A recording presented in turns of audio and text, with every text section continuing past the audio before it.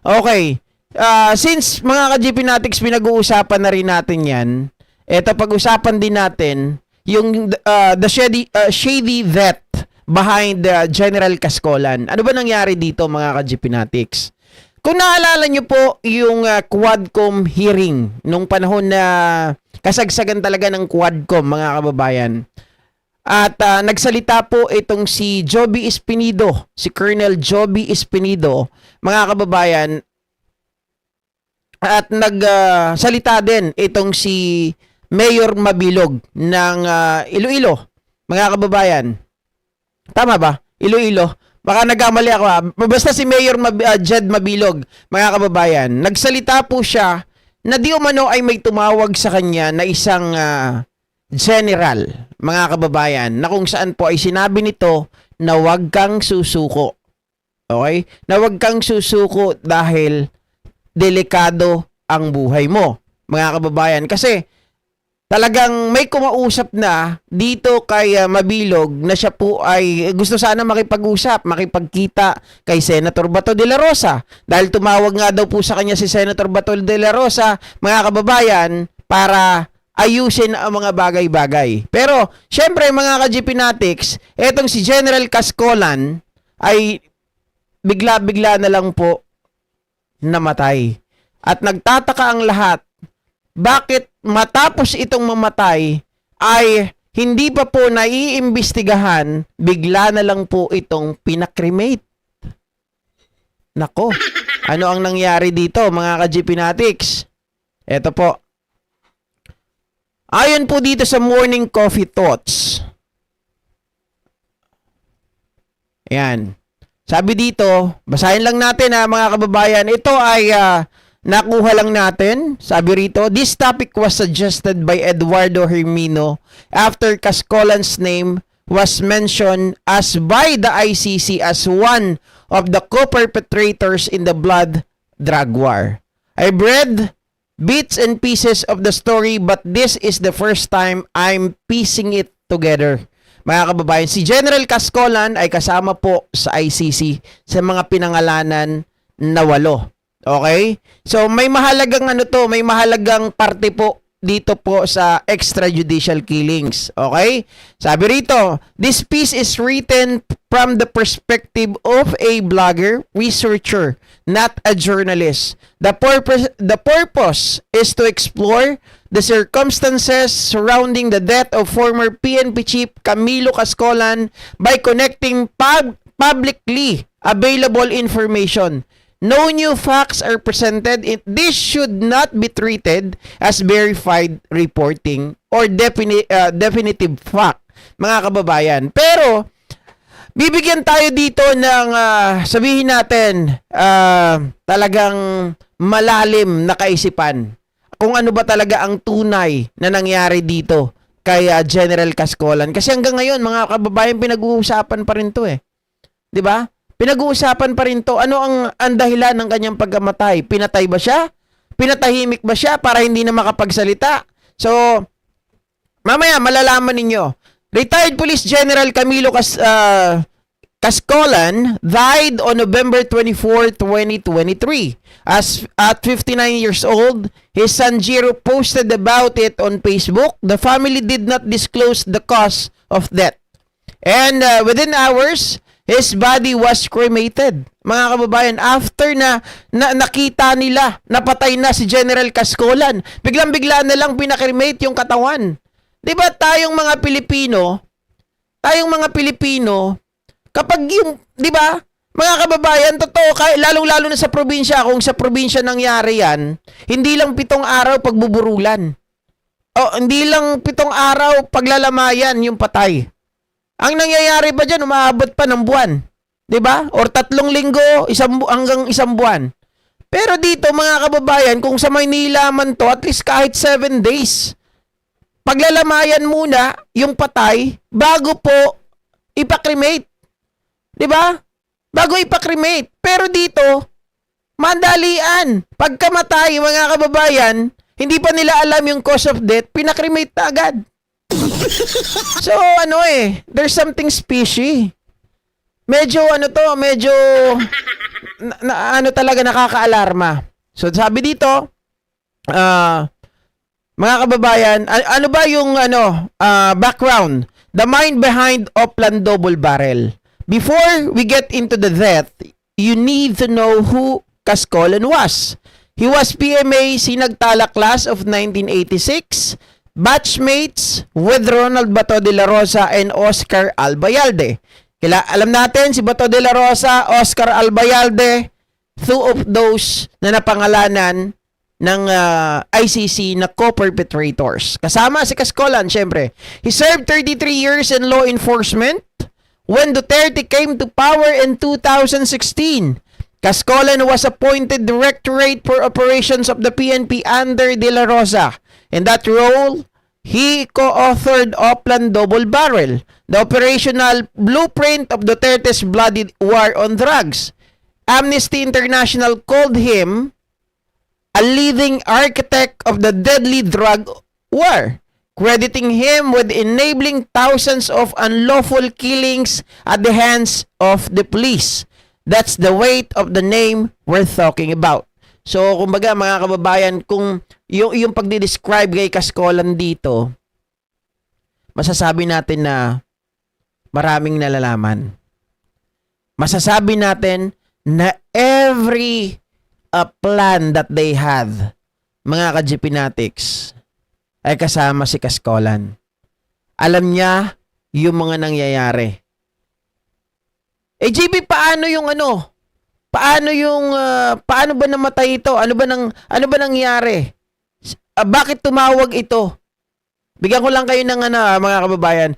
Siya po yung tao na tumawag kay kay Mayor Mabilog para ito po ay bigyan ng babala na wag siyang magpapakita kay Senator Bato. Ibig sabihin, mga kababayan, nakonsensya. 'Di ba? Nakonsensya itong si General Cascolan. Mga kababayan, dahil kaibigan niya si si Mayor Mabilog eh. Okay? Sabi pa rito, on September 1st, 2020, Duterte appointed him 24th PNP chief. He served for 2 months before mandatory retirement. After that, he was named Executive Director of the Anti-Terrorism Council or under Duterte. And then when the Marcos Jr. administration took over, he was appointed Undersecretary of the Department of Health in October 2022. He was still serving as DOH Undersecretary when things started failing or falling apart in March 2023. The timeline that doesn't add up. Here's the sequence of events as pieced together from multiple new reports.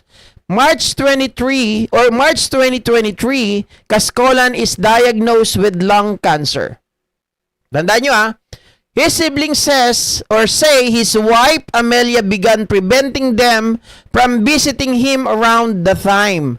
According to his sister lawyer Maita Cascolan, Andres Cascolan told one of his brother he was being poisoned,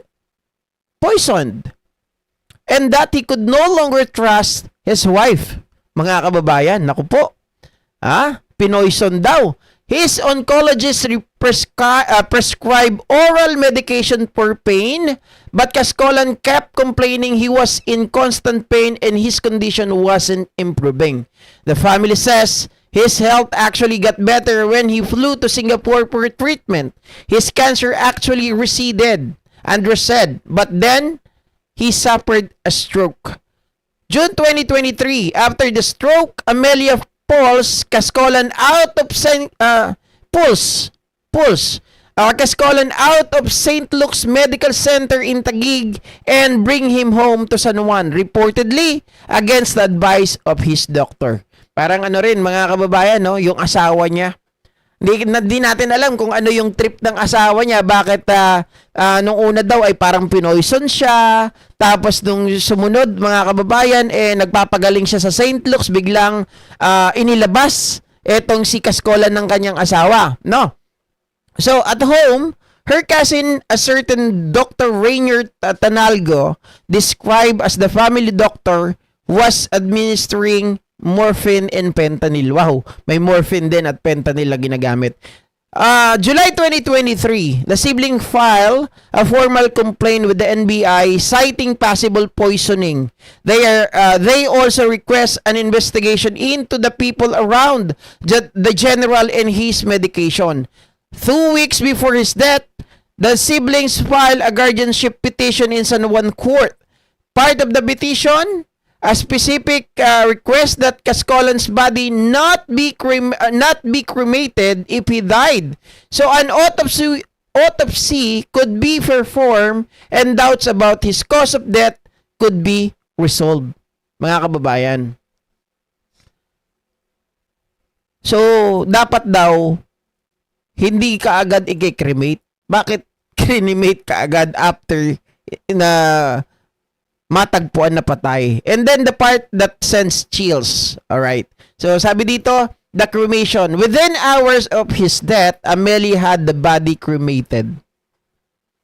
Diba? Body cremated. Not the next day, not after a week, hours. Mga kababayan, hours lang after they found the body. Okay? The NBI had already served documents at the funeral home informing them of the ongoing investigation and the need for an autopsy. The NBI agents were there. They wanted to conduct the autopsy. Amelia's camp knew about the court petition requesting no cremation. Pero nung biglaan siyang namatay, kinremate kaagad. The family's lawyer, attorney Stephen Cascolan, said in radio interview is still in disbelief. Hindi man lang nakarating ang mga kapatid. Agoy, mga kababayan. Di ba? Hindi man lang nakarating yung mga kapatid. Cremate kaagad. The siblings didn't even get to see their brother before the body was gone. That death certificate was signed by Police Colonel Marian Ebdane, a medical legal officer from the Eastern Police District, not by Cascolan's attending physician.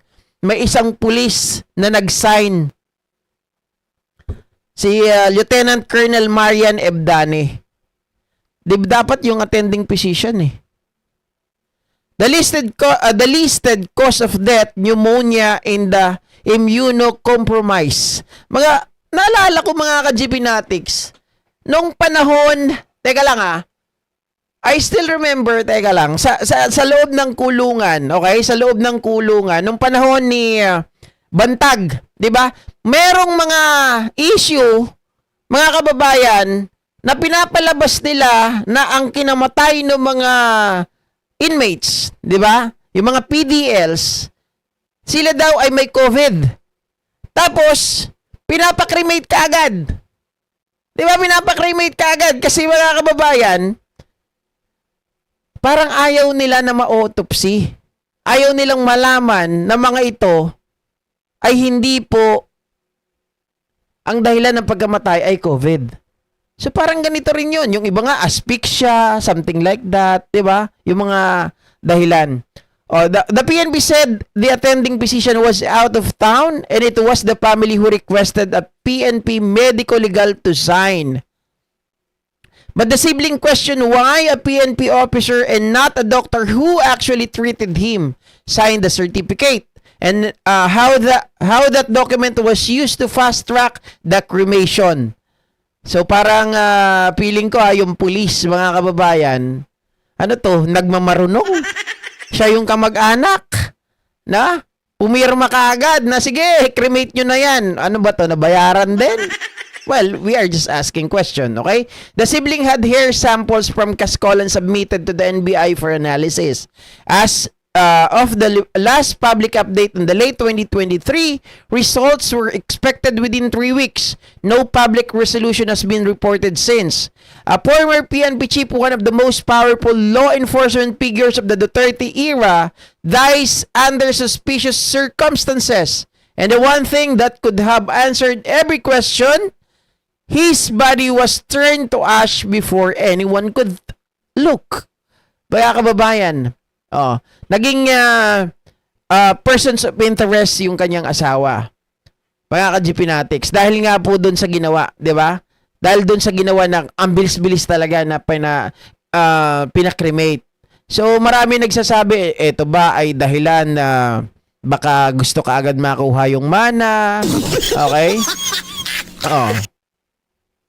Pero mga kababayan, merong mga catch, 'di ba? May mga catch. Merong ibang tinitingnang anggulo dito. Kasi mga kababayan, dito natin ipasok. Fast track muna natin dahil yung wife is a person of interest, pero iba yung nakikita nila. The bigger shadow, what he knew. Here's the story, or here's where the story gets layered in a way that feels almost too convenient. In 2020 or in September 2024, from Iloilo City Mayor Jed Patrick Mabilog testified before the House Quad Committee. He revealed that in 2017, a police general called him in Japan and warned him not to return to Philippines.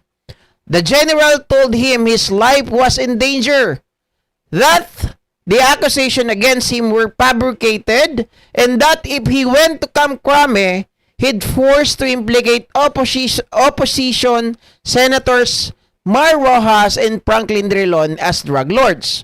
Mabilog didn't name the general publicly, but Manila Representative Benny Abante Quad Committee co-chair identified him on air. It was Camilo Cascolan. So mga kababayan, si Cascolan daw yung tumawag kay Mayor Jed Tabilog. Mga kababayan, to warn him not to go to, or not, not to go to the Camp Crame.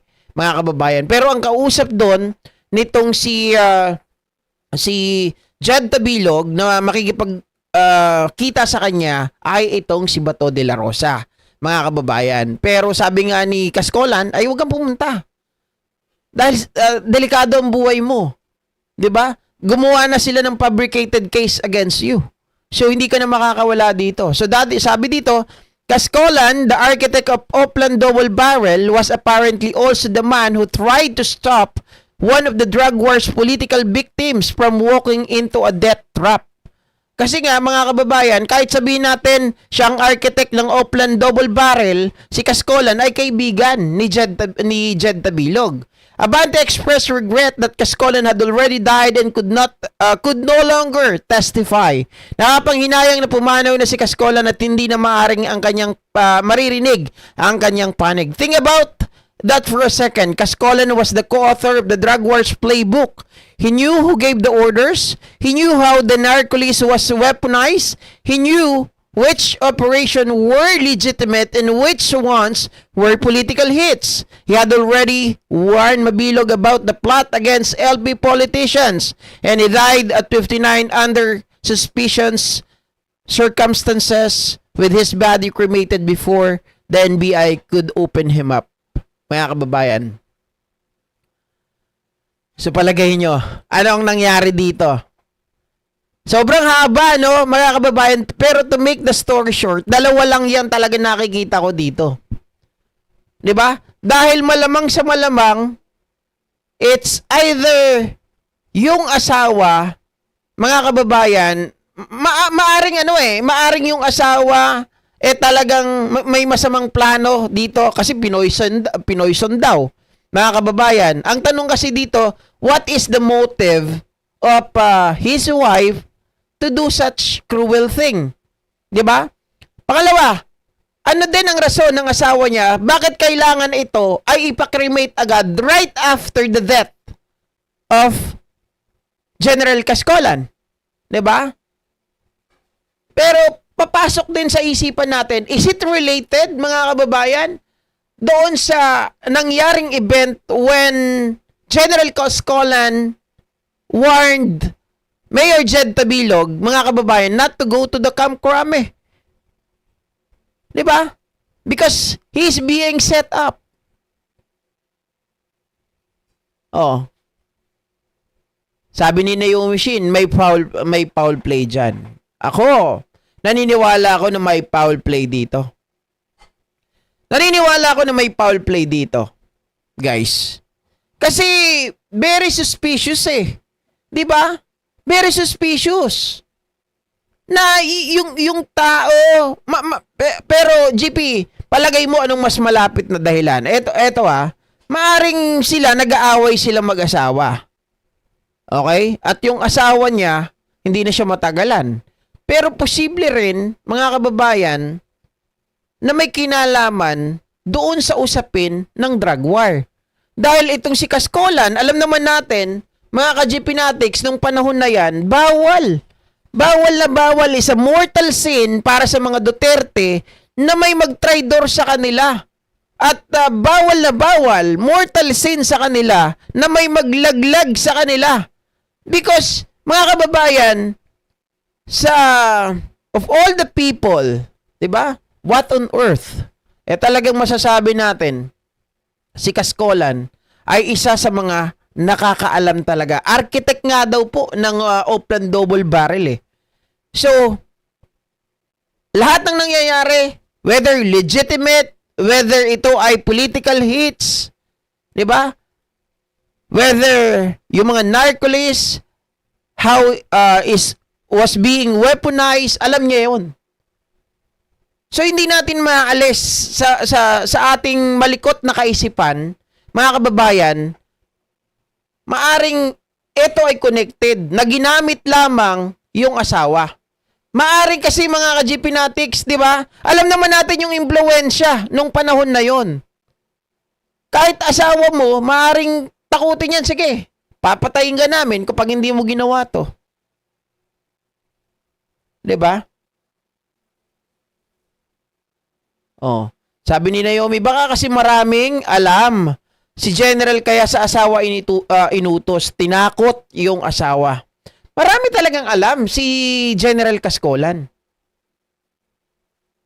Oh.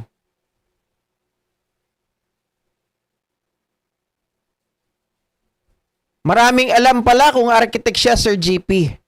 Opo, marami talaga siya. Alam na alam niya lahat ng tawag dito, ng operasyon ng Oplan Double Barrel.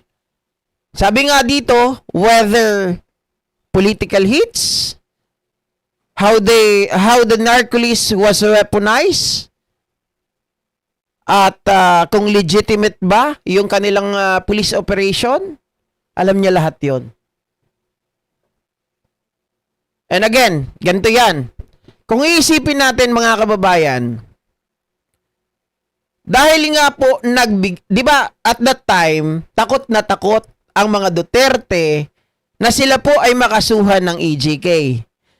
So tingin ko dito, nakakita sila ng flaws against Kaskolan. Nung time na bakit si Jed Tabilog ay hindi tumuloy sa usapan namin. Siyempre may mga intel din yan. So malamang sa malamang may nagpaabot, oy, binaliktad na kayo. Si Kaskolan ay hindi nyo nakakampi. Si Kaskolan ay nagchuchu na kay Jed Tabilog. So marami na siyang alam, kailangan ng patahimikin.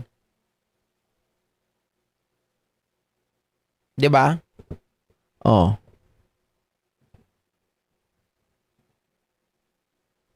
Yes, tama. Kung baga siya ang gumagawa ng plano, hindi naman gumagawa ng plano.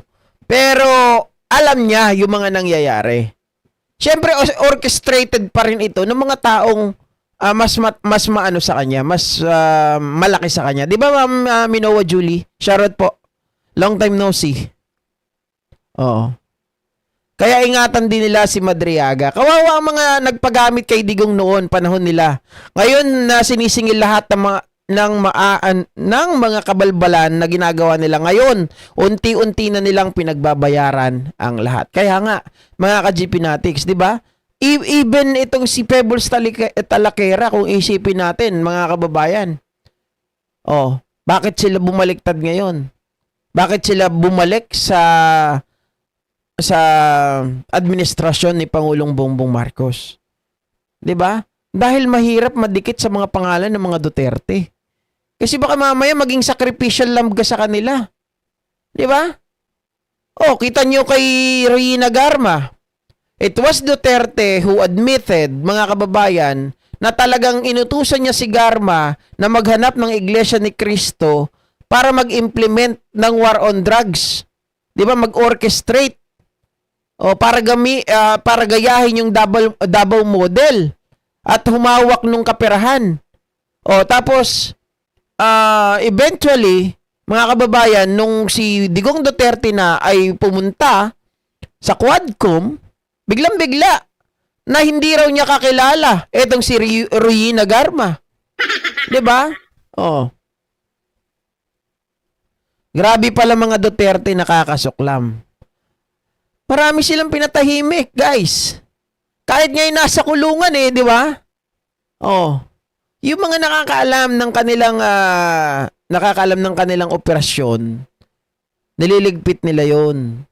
Kaya nga, tandaan nyo yung nangyari kay Jimmy Guban, tapos yung kasama niya na nakakulong. Mga kababayan, nahuli nila. Nag-imbestiga sila. 'Di ba? Binaliktad pa sila ngayon, sila pa yung nakulong. O si Mark Taguba, si Jimmy Guba, nabaliktad, sila yung nakulong. Nung naharang nila yung magnetic lifter. O etong si Matubato, etong si Las Cañas, etong si yung isang pulis, si Ancerto. Kung hindi yan nakatakbo, kung hindi yan nakatakas, mga kababayan, nakalipad ng ibang bansa, makikita nyo pa ba yan? Sigurado, talaba. Baka nasa 6 feet below the ground na yan. Baka ngayon, mga buto-buto na yan, di ba? Oh. Mama Minoa Julie, salamat sa pag-share ng blessings. Thank you. Sabi ni Mami Winnie Halos, good day GP, sorry I'm late. That's okay. Grabe pala mga Duterte, nakakasuklam. Kaya si Sara Mau Duterte, laway na laway kay Ramil Madriaga dahil kalikaw ng bituka. Diba? Si Mark Taguba, tama, Ma'am Remea Pasyolan. Regional Director of Capital Region, that was General Camilo Cascolan.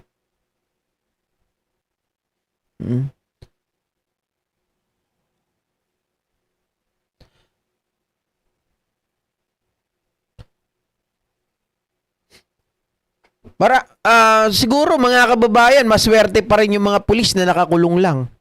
Kung ang ginawa dito kagaya ng kay Cascolan, di ba? Ito talaga suspicious Pero again, hindi ko inaalis yung baka mamaya mga kababayan yung asawa gusto lang ng kaperahan, 'di ba? Gusto mamatay kaagad yung asawa dahil nga alam naman natin pag ang pulis magre-retire na, 'di ba? O 'di ba baka gusto makipaghiwalay. Pero hindi rin naalis yung usapin nga po ng pagsusumbong nitong si General Cascolan doon sa plano ng mga Duterte na ipapatay itong si Mayor Jed Tabilog. Okay. Alright. So, ayan. Pahaba tayo dyan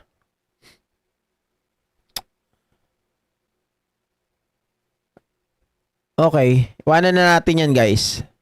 Ito naman ang pag-usapan natin ngayon. Oy, mga kababayan.